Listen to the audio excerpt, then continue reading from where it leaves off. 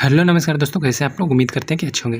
देखिए दोस्तों, बिहार जीविका का ये 6th क्लास है और 5 क्लास करवा चुके हैं, ठीक है। तो वो अगर आप नहीं देखें तो आप जाकर के प्लेलिस्ट में लिखा होगा जी, बिहार जीविका लिखा होगा, वहाँ पे जाकर के वो देख सकते हैं, ठीक है। और टेलीग्राम से जुड़ जाइए, टेलीग्राम में सभी आपका अपडेट वहाँ पे वीडियो भी है, 1 से 5 तक सभी वीडियो वहाँ पे अपडेट सभी मिलते रहता है, तो वहाँ से जाकर के भी देख सकते हैं। तो टेलीग्राम से जरूर ज्वाइन हो जाएगा, टेलीग्राम का लिंक हम डिस्क्रिप्शन में दे देंगे, ठीक है। तो आप लोग ज्वाइन हो जाइए टेलीग्राम पे।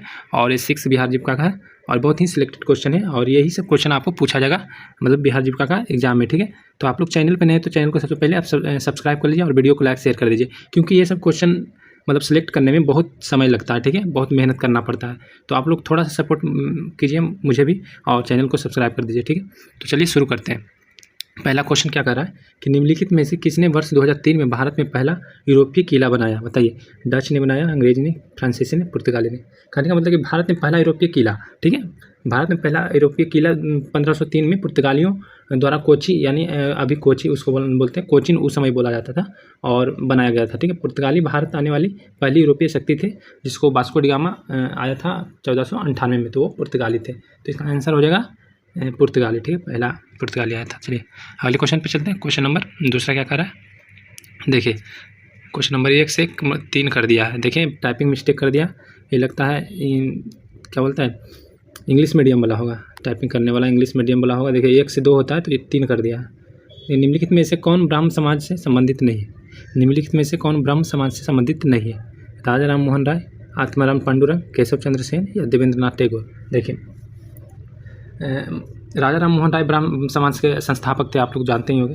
और देवेंद्रनाथ टैगोर और केशव चंद्र सेन बाद में इसके प्रमुख सदस्य बने। आत्माराम पांडुरंग प्रार्थना समाज से संबंधित थे, तो न कि ब्राह्मण समाज थे। तो इसका आंसर क्या हो जाएगा?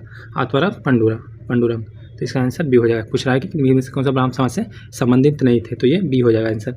और राजा राम मोहन राय संबंधित थे, केशव चंद्र सेन और देवेंद्रनाथ टैगोर संबंधित थे। चलिए अगले क्वेश्चन पर चलते हैं। क्वेश्चन नंबर 4, देखिए फिर 5 कर दिया, टाइपिंग मिस्टेक है। निम्नलिखित में से किसने फॉरवर्ड ब्लॉक की स्थापना की थी? सुरेंद्रनाथ बनर्जी, मोतीलाल नेहरू, दादा भाई नौरोजी, सुभाष चंद्र बोस? बताइए इसका आंसर आप लोग बताइए। निम्नलिखित में से किसने फॉरवर्ड ब्लॉक की स्थापना की थी? देखिए 1939 में कांग्रेस अध्यक्ष पद से इस्तीफा देने के बाद सुभाष चंद्र बोस ने फॉरवर्ड ब्लॉक नामक अपनी अलग पार्टी की स्थापना की थी, तो इसका आंसर हो जाएगा सुभाष चंद्र बोस, ठीक है। चलिए अगले क्वेश्चन पर चलते हैं। क्वेश्चन नंबर 7 है, ये 7 नहीं होगा, क्वेश्चन नंबर 4 होगा, क्योंकि गलत टाइपिंग कर दिया है। सिंधु घाटी की सभ्यता के निम्नलिखित में स्थानों में से कौन सा गुजरात में स्थित है? बताइए। कालीबंगा, रोपड़, लोथल, बनावली? बताइए इसका आंसर। देखिए इसका आंसर हो जाएगा लोथल, ठीक है, लोथल सिंधु घाटी सभ्यता का एक प्रमुख बंदरगाह है, बंदरगाह शहर था, और यह वर्तमान गुजरात में पड़ता है, ठीक है। तो इसका आंसर हो जाएगा सी, लोथल। चलते हैं अगले क्वेश्चन पे। देखिए क्वेश्चन नंबर 5 है, ये 9 कर दिया, जरूर इंग्लिश मीडियम वाला होगा। निम्नलिखित में से कौन पहला गैर यूरोपीय था जिसे 1913 में उसकी कृति गीतांजलि के लिए साहित्य में नोबेल पुरस्कार मिला था? बताइए।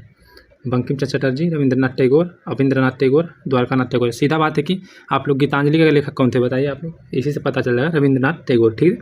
देखिए रविंद्रनाथ टैगोर 1913 में पहली कृति सिंह गीतांजलि के लिए साहित्य में नोबेल पुरस्कार जीतने वाले पहले गैर यूरोपीय और पहले भारतीय थे, तो इसका आंसर बी हो जाएगा। चलिए अगले क्वेश्चन पे चलते हैं। देखिए क्वेश्चन कर रहा है कि national disaster response force academy, राष्ट्रीय आपदा मोचन बल अकादमी की स्थापना किस शहर में की गई? तो नागपुर, कानपुर या भरतपुर या शिमला? बताइए इसका आंसर क्या होगा? देखिए इसका आंसर हो जाएगा नागपुर, ठीक है। देखिए राष्ट्रीय आपदा मोचन बल NDRF अकादमी की स्थापना महाराष्ट्र के नागपुर में की गई है। यह आपदा प्रबंधन के लिए प्रशिक्षण का प्रमुख संस्थान है, तो इसका आंसर हो जाएगा नागपुर। चलते हैं अगले क्वेश्चन पे।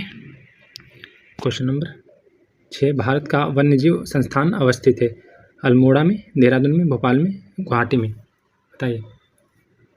पूछ रहा है कि भारत का वन्यजीव संस्थान अवस्थित कहाँ है? देहरादून में है, ठीक है, देहरादून में, तो इसका आंसर बी हो जाएगा। देखिए भारतीय वन्यजीव संस्थान यानी wild life institute of India, यानी WII बोलते हैं इसको, उत्तराखंड की राजधानी देहरादून में स्थित है, तो इसका आंसर बी हो जाएगा।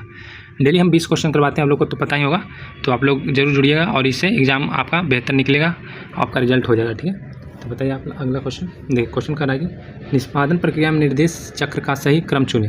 फैच, स्टोर, एक्सक्यूटिव या डिकोड?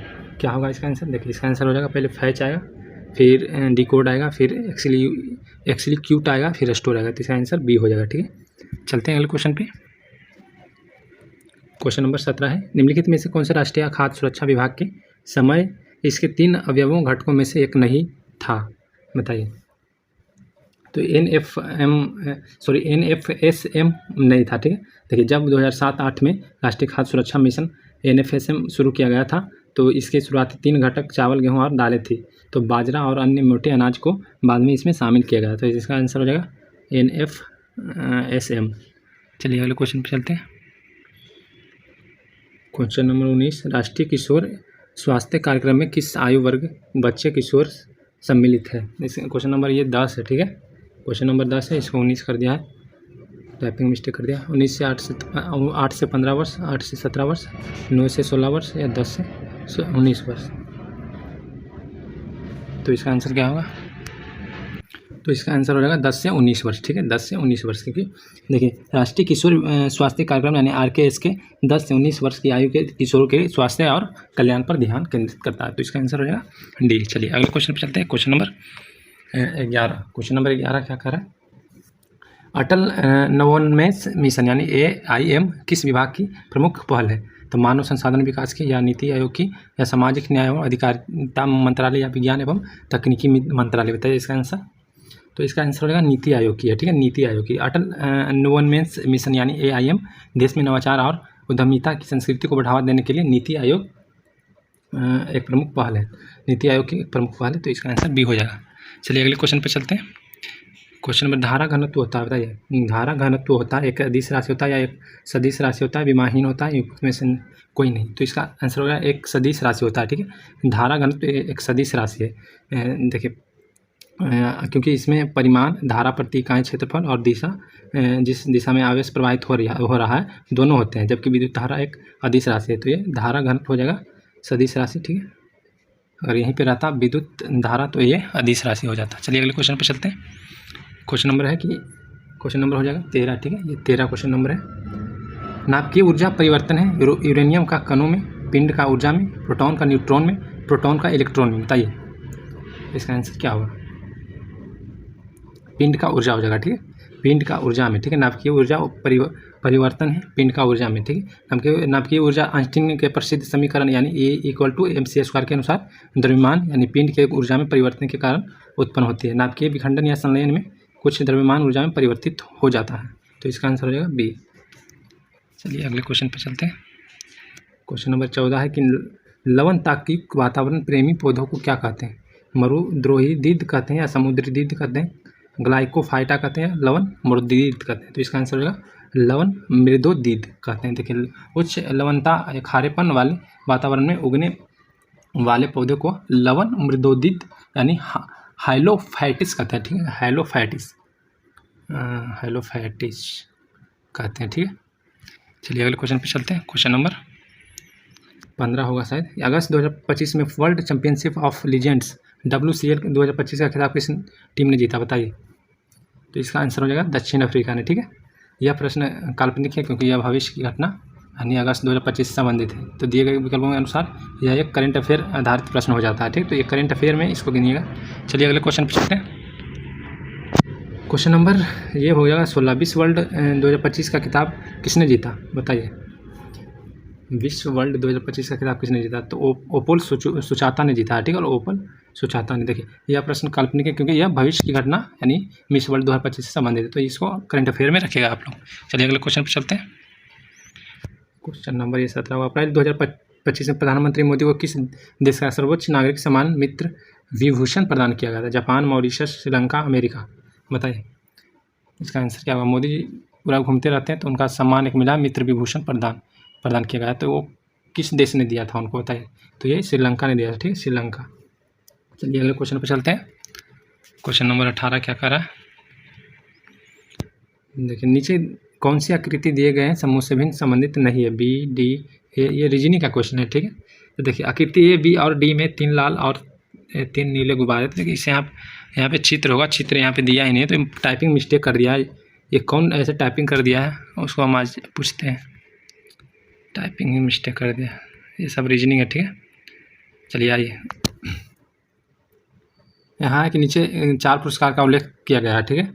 उनमें से 3 किसी न किसी तरीके से एक समान है और एक असंगत है, तो चयन कीजिए। तो इसका आंसर हो जाएगा परमवीर चक्र, ठीक है, परमवीर चक्र। क्योंकि पद्म विभूषण, पद्म भूषण और पद्मश्री भारत के सर्वोच्च नागरिक सम्मान है, जबकि परमवीर चक्र भारत का सर्वोच्च सैन्य वीरता पुरस्कार है। ठीक है, इसका आंसर हो जाएगा सी, परमवीर चक्र। चलिए अगले क्वेश्चन पे चलते हैं।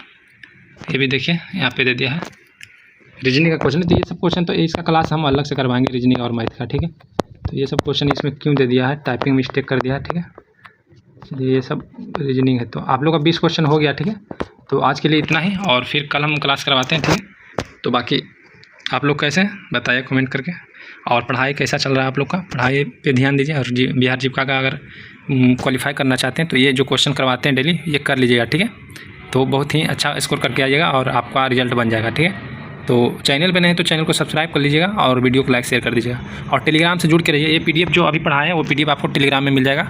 एक बार 2 बार रिवीजन कर लीजिए, आपका मतलब कि याद हो जाएगा। ठीक है, तो ज़्यादा नहीं, 20 क्वेश्चन डेली करवाते हैं, आपको पता ही होगा। 50 क्वेश्चन करवाने वाले मास्टर हम नहीं हैं, क्योंकि हम उतना क्वेश्चन 50 क्वेश्चन करवाएंगे डेली तो आप लोग को याद ही नहीं होगा, यानी 20 करवाएंगे तो आप लोग का याद हो जाएगा आसानी से। ठीक है, तो फिर मिलते हैं अगले वीडियो में, तब तक के लिए धन्यवाद।